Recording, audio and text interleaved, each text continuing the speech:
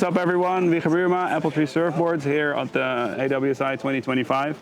And we've got a super cool new project to present to you. It's called the RADIX Single Track Standard. That we're launching a prototype or a concept here at the show. So we've developed this system together with Core. We've been making boards for them for quite a while. We've been, had a really good relationship, also developing new products. And we came up with the idea of making a new, or at least trying to make a new standard in how a foil connects to a board. The classic twin track has been around since the beginning, but it was never really designed for foiling. It just came about because it was what people had laying around, and it just became the standard. But it's got a lot of downsides, one of them being a very bulky masthead that is very draggy. And then another thing is the really big twin track system really prevents you from going crazy in board design. Now this board you can see here, this core board is relatively flat, so not really a problem, but if you have two tracks in a mid-length, it's a really big flat section. So we came up with the RADIX track. I'll just show you quickly how it works. So it's got this mast, which has a tapered head, which is different from a normal straight head. And as you can see, it only has 2 bolts and 2 T-nuts. And where the T-nuts on this one are also connected to the mast, which is kind of nice. You can't lose them, they're always there, and they're much easier to install. So this slides into the track in the position that you want it. You can go anywhere.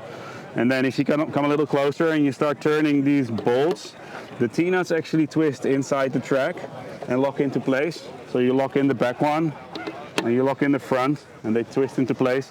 As you can see, this flange here is still sitting proud, but it's already kind of stuck in there.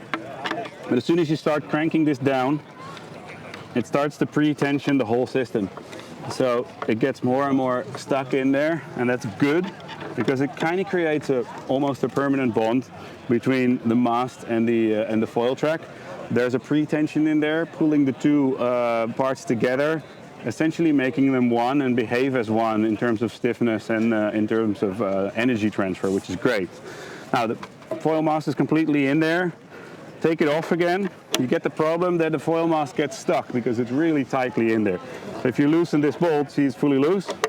You loosen this bolt, it's fully loose, but the mast is still really stuck there. Now we don't want you to bring a mallet to the beach. So what we've designed is a system where the same T-nut that connects it also pushes it out. So if you keep turning the other way, you'll feel the T-nut bottom out on the track, and as soon as you start turning, you'll see it starts pushing the masthead out of the box. So no need for mallets or anything, you just put a bit of pressure and it's loose and it comes out like that. Now I lost this T-nut, but it should be it should stay connected. This is all, like I said, it's a bit of a see it as a concept car at a car show. It's not.